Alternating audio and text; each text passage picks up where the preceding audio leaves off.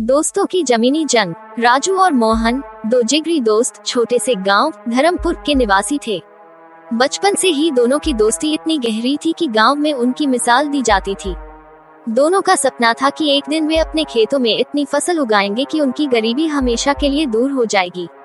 उनके परिवार कई पीढ़ियों से खेती कर रहे थे, लेकिन पिछले कुछ सालों में मौसम और बाजार की मार ने उनके खेतों की उपज को बुरी तरह प्रभावित किया था। धर्मपुर एक सूखाग्रस्त क्षेत्र में था, जहां बारिश का आना जाना अनिश्चित था। पिछले कुछ सालों में तो मानो बारिश ने इस गांव को भुला ही दिया था। मिट्टी बंजर होती जा रही थी और फसलें सूखने लगी थी। इसके बावजूद राजू और मोहन अपने खेतों को नहीं छोड़ना चाहते थे।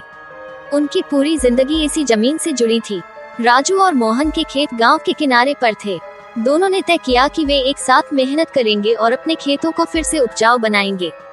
उन्होंने दिन रात एक करके अपने खेतों की बुआई की, लेकिन किस्मत ने अब तक उनका साथ नहीं दिया था। इस साल भी बारिश के आसार कम ही थे और दोनों को चिंता थी कि अगर फसल इस बार भी नहीं हुई तो उनका क्या होगा।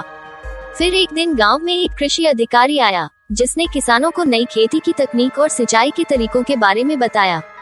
अधिकारी ने बताया कि यदि वे नई तकनीकों का इस्तेमाल करें तो वे कम पानी में भी अपनी फसल को उगा सकते हैं।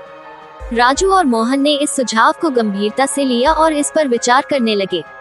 राजू ने अपने पिता से बात की और परिवार की थोड़ी सी बची हुई जमा पूंजी का इस्तेमाल करके कुछ आधुनिक उपकरण खरीदे। वहीं मोहन के परिवार की स्थिति इतनी अच्छी नहीं थी। उसके पास इतना पैसा नहीं था कि वह नई तकनीक अपना सके, लेकिन उसने हिम्मत नहीं हारी। उसने सोचा कि वह अपनी पुरानी तकनीकों से ही मेहनत करेगा और ईश्वर से अच्छी बारिश की दुआ करेगा। दिन बीतते गए और दोनों दोस्तों ने अपने अपने तरीके से खेतों में मेहनत शुरू कर दी। राजू ने ड्रिप इरिगेशन का उपयोग किया और उसके खेतों में थोड़ी बहुत हरियाली आने लगी। वहीं मोहन अपने पारंपरिक तरीके से काम कर रहा था, लेकिन उसके खेत सूखते जा रहे थे। मोहन को देखकर राजू को दुख होता था, लेकिन वह भी कुछ नहीं कर पा रहा था। एक दिन गांव में अचानक तेज आंधी और बारिश आ गई। यह बारिश उस समय आई जब फसल लगभग तैयार थी। राजू के खेतों में ड्रिप इरिगेशन की वजह से फसल बची रही, लेकिन मोहन के खेतों में लगी सारी फसल आंधी में बर्बाद हो गई। मोहन के चेहरे पर उदासी छा गई। वह अपने खेतों को देखकर रोने लगा। उसकी सारी मेहनत बर्बाद हो चुकी थी। राजू ने मोहन को दिलासा दिया और कहा, तू चिंता मत कर, हम दोनों मिलकर कुछ न कुछ उपाय करेंगे। मैं अपनी फसल से जितना भी फायदा होगा उसमें से आधा हिस्सा तुझे दूंगा। आखिर हम दोनों साथ में ही ये लड़ाई लड़ रहे हैं।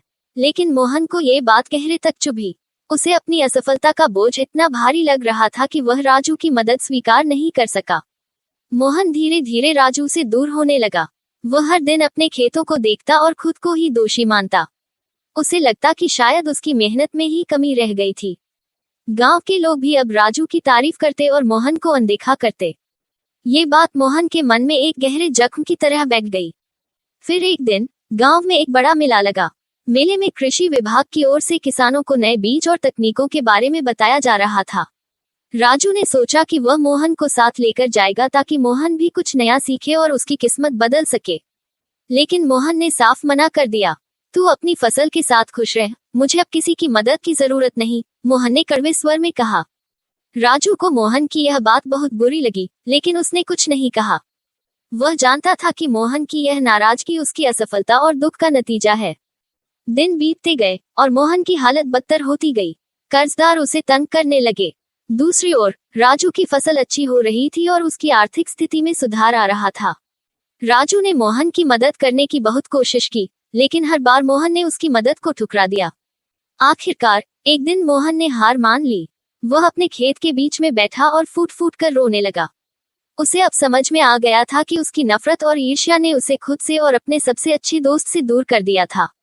राजू ने जब मोहन की यह हालत देखी तो वह तुरंत उसके पास आया। उसने मोहन को गले से लगाया और कहा, तूने कभी हार नहीं मानी, लेकिन ये हालात तेरी मेहनत पर सवाल नहीं खड़े कर सकते। तू मेरा भाई है और हम साथ मिलकर फिर से खड़ा होंगे। मोहन की आंखों से आंसू छलक आए। उसने महसूस किया कि असली ताकत दोस्ती और एकजुटता में है। उसने अपनी गलतियों को स्वीकार किया और राजू से माफी मांगी। अगले ही दिन दोनों दोस्तों ने एक साथ काम करने का फैसला किया। राजू ने अपनी फसल से हुए मुनाफे का हिस्सा मोहन को दिया और दोनों ने मिलकर फिर से नए सिरे से खेतों की बुआई शुरू की। इस बार मोहन ने भी आधुनिक तकनीकों का सहारा लिया। दोनों की मेहनत और एकजुटता का परिणाम ये हुआ कि अगले साल उनकी फसल और भी बेहतर हुई। गांव के लोग फिर से इनकी मिसाल देने लगे। राजू और मोहन की दोस्ती ने उन्हें न सिर्फ गरीबी से उबारा, बल्कि यह सिखाया कि असली जीत तब होती है जब हम अपनी नफरत और ईर्ष्या को छोड़कर मिलजुल कर आगे बढ़ते हैं।